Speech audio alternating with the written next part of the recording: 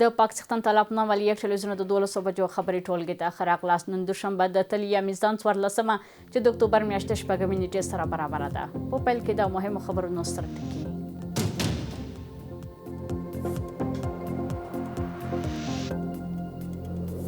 په مصر کې د غزې د اوربند پر سر د خبرو پایل. په مصر کې د غزې د اوربند او د سولې د احتمالي تړون په اړه خبرې روانې دي.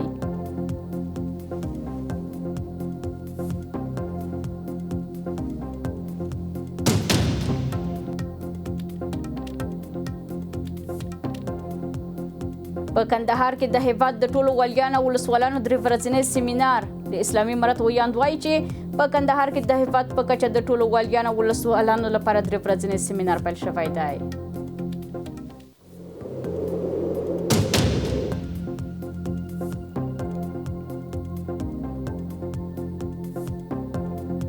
او په بلوچستان کې د شخړو په دوام کې 15 تنه وژل شوي دي.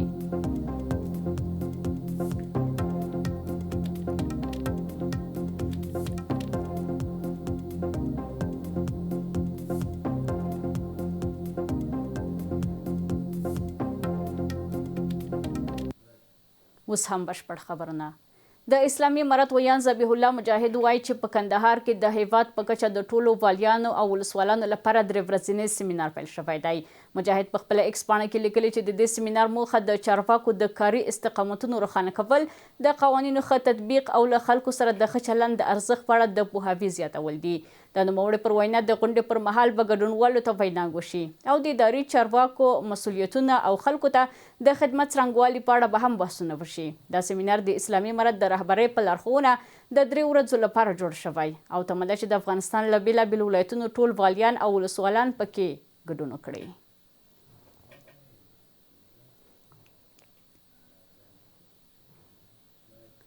په مصر کې د غزې د اوربند او د سولې د احتمالي تړون په اړه خبرې روانې دي. د راپورونو له مخې په دې خبرو کې به د اسرایلي بندیانو خوشي کېدل، له غزې د اسرایلي ځواکونو وتل او د غزې پر بیا رغونه بحث وشي. امریکا ولسمشر ډونالډ ټرمپ لخوا ټاکل شوی پلاوی او د اسرایل او حماس پلاوی هم مصر ته رسیدلی دي. نن په مصر کې د غزې د اوربند او د احتمالي سولې تړون په اړه مهمې خبرې روانې دي چې پکې به د اسرایلي بندیانو خوشي کېدو، د اسرایلي ځواکونو د وتلو او د غزې د بیا رغونې پر موضوعاتو بحث وشي. د راپورونو له مخې د امریکې د ولسمشر ډونالډ ټرمپ زوم جراد کشنر او ځانګړی استازی سټیفن ویټکاف د واشنګټن له لوري په دې خبرو کې برخه لري.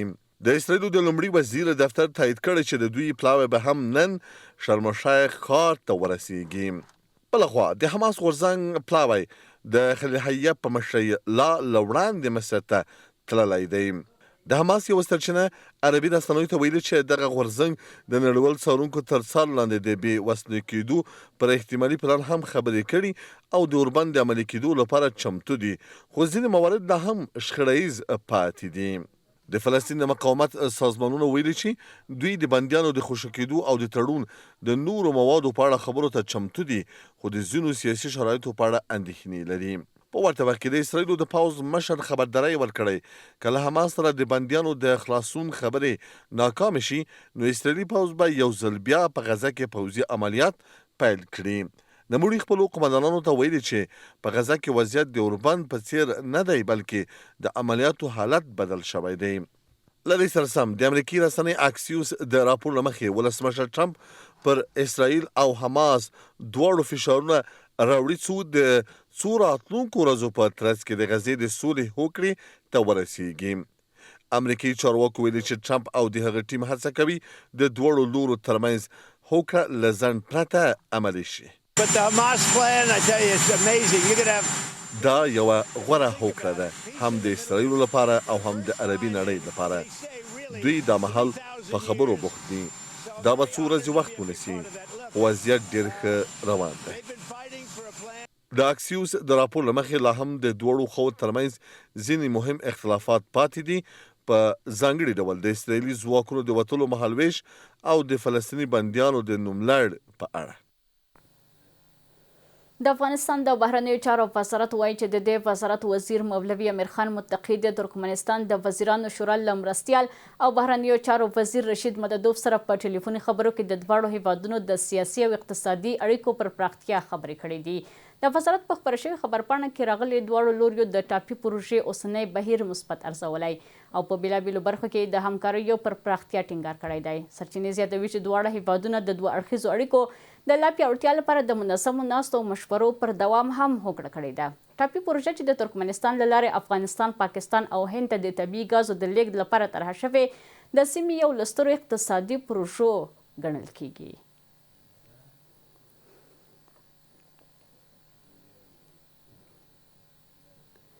د کابل او نوي ډیلي ترمنځ د ډیپلوماټیکو اړیکو د زیاتوالي او سفارتي کچې ته د اړیکو د پراخولو په اړه خبرې اترې به د اسلامي امارت د بهرنیو چارو وزیر امیر خان متقي د لومړي سفر په جریان کې ترسره شي. د هندي رسنیو د راپورونو له مخې د دواړو هیوادونو ترمنځ د قونسلګرۍ خدماتو د پراختیا او زیاتوالي موضوع به هم د دې سفر په لړ کې د بحثونو برخه وي. دا د اسلامي امارت له واکمنېدو راهیسې په دې کچه د یو لوړپوړي افغان چارواکي لومړی رسمي سفر دی. سیاسي چلن کې دا سفر د دواړو هیوادونو ترمنځ د اړیکو د عادي کولو او د سیمه ییزو اړیکو د بیا ژوندي کولو پر لور یو مهم ګام ګڼي.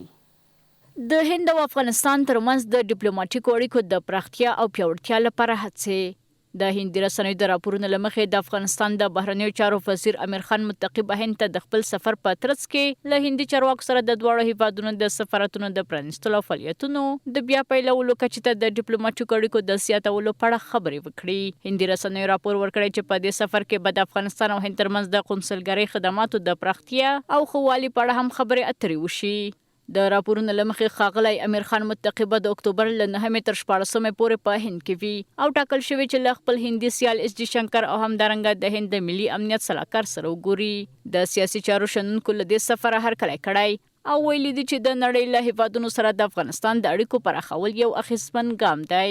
هند یک کشور پرنفوس و با نفوس در منطقه و کشور تولیدی و صنعتی که نیازی هم به ترانزیت افغانستان داره. این بسیار اهمیت بزرگ داره، نه تنها در عرصه دیپلماتیک ارتقای کنسولی به سطح سفارت خواهد شد و که هند افغانستان به رسمیت خواهد شناخت. در مسائل تجارتی و مسائل اجتماعی هم یعنی رابط اتباع دو کشور در رسه بورسیه ها برای جوانان هم تاثیرات داره. از این سفرها و از این رفت آمدهای سران امارت اسلامی افغانستان با کشورهای همسایه و منطقه و دور نزدیک که در اون منافع ملی کشور ما، منافع ملی مردم مسلمان و مظلوم پابرهنه و شکم گرسنه ما متصور باشند جدا استقبال میکنیم. دا په داس حال کې ده چې د مسکو فارمټ غونډه هم په راتلونکو ورځو کې ټاکل شوې ده او امیر خان متقي به د لومړي ځل لپاره په رسمي ډول د اسلامي امارت په استازیتوب پکې ګډون وکړي.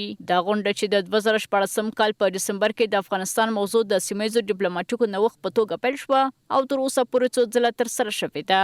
د مسکو په تیرو غونډو کې افغانستان د میلمه په توګه ګډون کړی و. د کډوالو او راستنیدونکو چارو وزارت په تیره اونۍ کې له ایران، پاکستان او ترکیې له 80,000 زیاتو افغان کډوالو د راستنیدو خبر ورکړی دی. د وزارت ویاند عبدالمطلب حقانی د افغان کډوالو جبري ایستل د ټولو اسلامي او نړیوالو اصولو خلاف بللي او له کوربه هیوادونو یې غوښتي چې د کډوالو د ایستلو په پروسه کې له زغمه کار واخلي. په ورته وخت کې ایراني رسنیو راپور ورکړی چې سږ کال 80 سلنه غیر قانوني افغان کډوال د دوغارون له لارې افغانستان ته راستنه شوي دي. د ژمي موسم په رانږدې کېدو سره له ګاونډیو هیوادونو د افغان کډوالو د ایستلو لړۍ دوام لري چې راستنیدونکو ته د مناسبو خدماتو د برابرولو په اړه یې اندېښنې راپورته کړي دي. د کډوالو او راستنیدونکو چارو وزارت ویلي چې په تېره یوه اونۍ کې له ایران، پاکستان او ترکیې 80,803 افغان کډوال په خپله خوښه او په زوره هیواد ته راستنه شوي دي. د دې وزارت ویاند عبدالمطلب حقانی ویلي چې 1,850 کډوال له ایران، 48,955 له پاکستان او 190 له ترکیې هیواد ته راستنه شوي دي. په تیره یوه هفته کې له ایران، پاکستان او ترکیې هیوادونو څخه په خپله خوښه او اجباري ډول 80,803 تنه مهاجرین هیواد ته راستنه شوي چې 11,851 تنه له ایران راغلي، 48,956 تنه له پاکستان راغلي او 190 تنه له ترکیې څخه راغلي دي.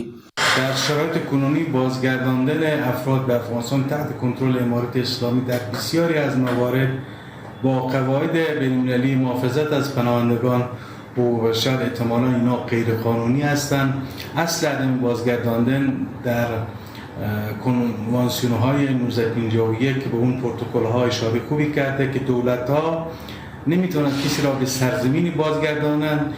د غرض ایرانی رسنیو راپور ورکړی چې سکل د خراسان رضوي ولایت کې مشت نږدې 80 سلنه غیر قانوني افغانان د دوغارون سرحدي لارې افغانستان ته راستنه شوي دي. ایرنا د خراسان د مرستیال والي رضوي له قوله ویلي چې 90 سلنه کډوال په خپل خوخه هېواد ته دننه شوي او 10 سلنه د ایرانی پولیسو لخوا نیول شوي او شړل شوي دي. د خراسان مرستیال والي زیاته کړه چې د افغان کډوالو استل دوام لري. په دوغارون کې د بهرنیو ادوارو د ننوتلو او وتلو ثبتولو لپاره د بایومټریک سیستم کارول پلان بشپړ شوی او راتلونکي اونۍ به عملي شي. دا پلان به د پولې اخوا د افغان کډوالو حرکت وڅاري.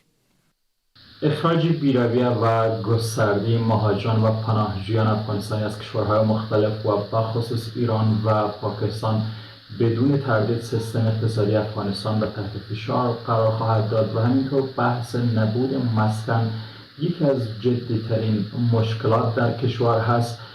خو د بلجیم د پناه غوښتنې او کډوالۍ فدرالي وزیر اعلان کړی چې نوموړی غواړي اسلامي مرسته سره د هغو پناه غوښتونکو د بیرته ستنېدو په اړه کار وکړي چې جرمونه یې کړي دي یا په هېواد کې په غیر قانوني توګه پاتې دي. نوموړي همداراز ټینګار کړی چې هغه بل اروپایي اتحادیه هم وغواړي چې په دې برخه کې ورسره مرسته وکړي.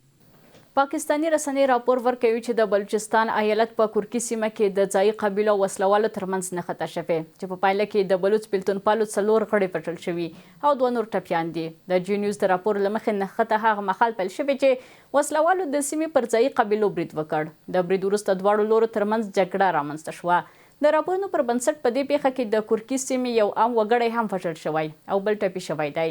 سرچینې وايي ځایي قبیلو له وسلوالو غوښتي وو چې د دوی کلي پرېږدي خو هغوی دا غوښتنه ونه منله. پاکستاني پولیس وايي له نښتې وروسته یې سیمه کلابنده کړې او د وسلوالو د نیولو لپاره یې چاڼیز عملیات پیل کړي دي. د یادونې وړ ده چې په بلوچستان کې وخت نا وخت د بلوچ بیلتونپالو او دولتي ځواکونو ترمنځ د جګړو او نښتو راپورونه ورکول کیږي.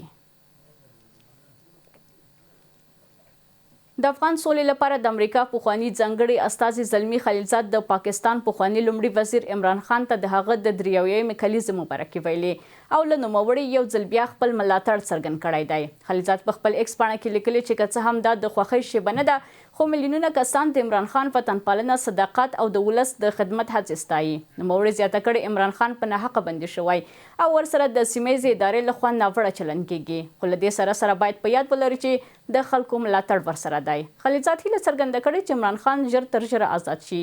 د راپورونو له مخې عمران خان چې له شاوخوا 800 ورځو راهیسې د پاکستان په ډیاله زندان کې بندي دی د اکتوبر په 4 خپله کلیزه ونمانځله. د هغه زوی ویلي چې پلار یې د بند په موده کې له خپلې کورنۍ، ډاکټرانو او وکیلانو سره د لیدو اجازه نه لري. له تاسو خپل ټولو همکارانو نه په مننې سره زموږ د 12 بجو خبري ټولګه پر همدې ځای پای ته رسیږي. تر بیا ښه وخت ولرئ.